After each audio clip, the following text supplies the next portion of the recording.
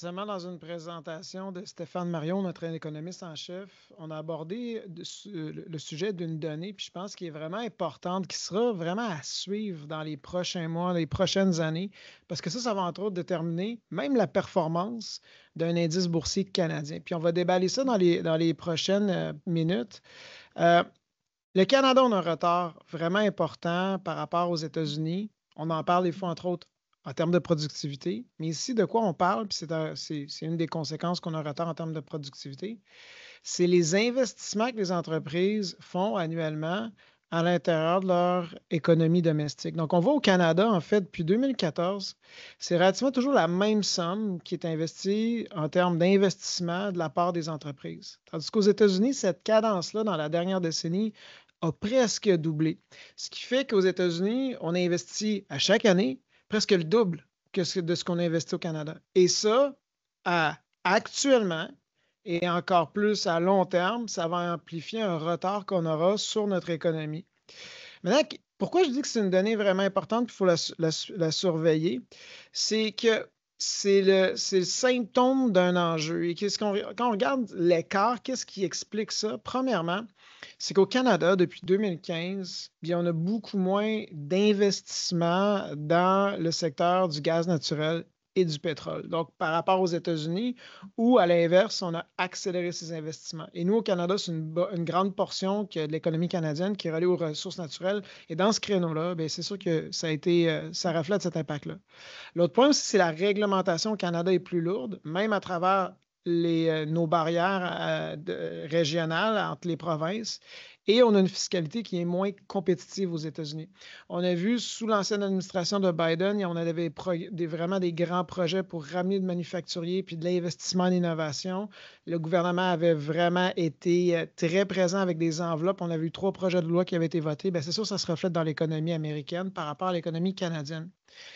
Il faut quand même rester réaliste. C'est sûr que l'économie canadienne, c'est une économie qui est 10 fois plus importante. Donc, c'est naturel qu'on privilégie des investissements dans une économie qui est encore plus forte, plus grande, plus importante. Mais lorsqu'on se regarde au prorata, on a quand même un déficit en termes d'innovation, d'investissement en recherche et développement. Et aux États-Unis, on se compare à un voisin immédiat, c'est l'endroit où il y a des capitaux de risque privés pour vraiment stimuler l'investissement. Et là, on doit faire un travail pour ramener ça davantage au Canada. Donc, on a un nouveau premier ministre qui a des connaissances en finance puis qui a un plan. Et maintenant, comment le premier ministre, entre autres, peut s'impliquer pour justement impacter cette donnée-là qu'on a mentionnée en termes d'investissement des entreprises? Bien, premièrement, c'est alléger le fardeau réglementaire. Je pense que ça a été bien vu, bien entendu, et on va voir probablement dans les prochains mois des changements à ce niveau-là. Aussi, offrir des incitatifs fiscaux comme les Américains ont fait. On en a au Canada, mais on peut le faire davantage pour justement stimuler justement l'investissement. Exemple, si je fais un investissement massif, puis je peux amortir, déduire cet investissement-là plus rapidement que dans le passé, ça va peut-être amener des entreprises à investir davantage. Aussi, si des entreprises, on veut qu'elles prennent du risque, innovent, bien les crédits d'impôt reliés à la recherche et développement vont aider. Et aussi, puis le nouveau premier ministre a mentionné que ce qu'il veut, c'est développer des stratégies sur des piliers importants. C'est quoi notre stratégie énergétique? Quel pôle d'innovation dans lequel on va investir? Par exemple, au Québec, on a un pôle au niveau de l'électrification, le secteur de la batterie, la physique quantique. Bien, à travers le Canada, on va avoir justement une clarté à ce niveau-là et finalement des grands projets d'infrastructure porteurs pour stimuler l'économie. Et peut-être un jour, on va avoir d'autres projets fiscaux qui pourraient voir le jour pour stimuler l'investissement.